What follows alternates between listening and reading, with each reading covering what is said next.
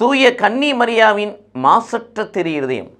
இதை இயேசு கிறிஸ்துவுக்குள் பிரியமான என் சகோதர சகோதரிகளே, இந்த நிமிட நச்சரிக்கு இயேசுவின் நாமத்தில் நான் உங்களை அன்போடு அழைக்கிறேன். தூய கன்னி மரியாவின் மாசற்ற திரு இருதயம்.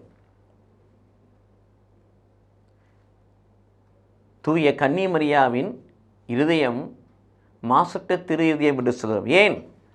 மாசு மறுவற்ற ஒரு இதயமாக அவருடைய இதயம் இருந்தது.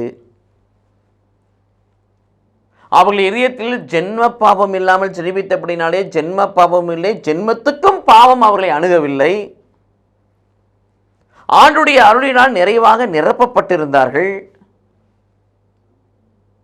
தந்தை கடவுளால் வாழ்த்தப்பட்ட ஒரு கன்னியாக இருந்தார்கள்.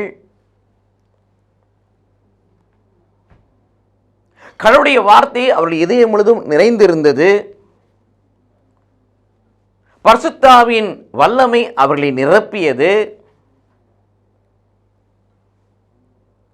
இந்த உலகத்துக்கு மீட்பை கொடுக்க வந்த கடவுளுடைய மகனை தன் வயிற்றில் சுமந்து பெற்றெடுத்தவர்களாக இருந்தார்கள். பார்த்தீங்கன்னா வானகத்தோடு பரலோகத்தோடு பரிசுத்த ஆவியானோடு இயேசுவோடு தந்தையோடு ஐக்கியப்பட்ட ஒரு கன்னி பெண்ணாய் மரியாள் இருப்பதை நாம் பார்க்கிறோம். எந்த பெண்ணுக்கும் கிடைக்காத ஒரு பேறு பெற்றை கன்னி மரியாள் அங்கே பெற்றுக்கொள்கிறார்கள். காரணம், அதான் என் ஆன்மா ஆண்டவரை போற்றுகிறது. வாய் இல்லை, என் இதயம், என் உள்ளம், என் ஆன்மா பூரிப்படைந்து ஆண்டவரை போற்றுகிறது.